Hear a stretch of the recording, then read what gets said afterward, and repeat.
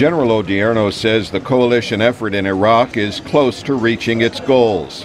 He said attacks and casualties are down sharply and life has returned to normal in many parts of the country. He told House lawmakers that as a result, he is accelerating the drawdown of U.S. forces. As we go forward, we'll thin our lines across Iraq in order to reduce the risk and sustain stability through a deliberate transition of our responsibilities to the Iraqi security forces. The U.S. troop level in Iraq has already been cut by 20,000 this year to about 122,000. But the general said he will maintain a substantial force until after the Iraqi election in January to be sure the transition does not become violent. Still, he said the United States will meet the target of not having more than 50,000 U.S. troops in Iraq by next August. Despite progress, there are several drivers of instability, including disagreements over sharing oil revenues, says Odierno. There are factional struggles, including the Arab-Kurd dispute.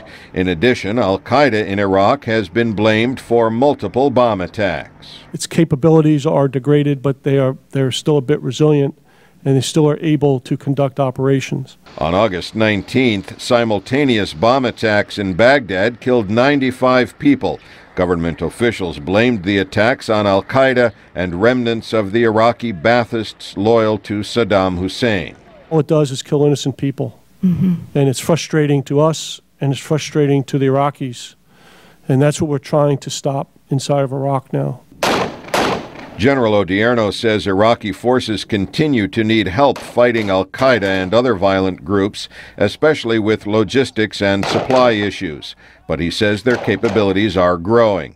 Continued meddling in Iraq by Iranian operatives is another U.S. concern. We still continue to uncover large caches of rockets, rails to shoot rockets, and some explosive form projectiles that are made in Iran. We continue to see potential interference in the political process inside of Iraq. General Odierno says Iraqi forces have been effective at finding and defeating Iranian-supported elements.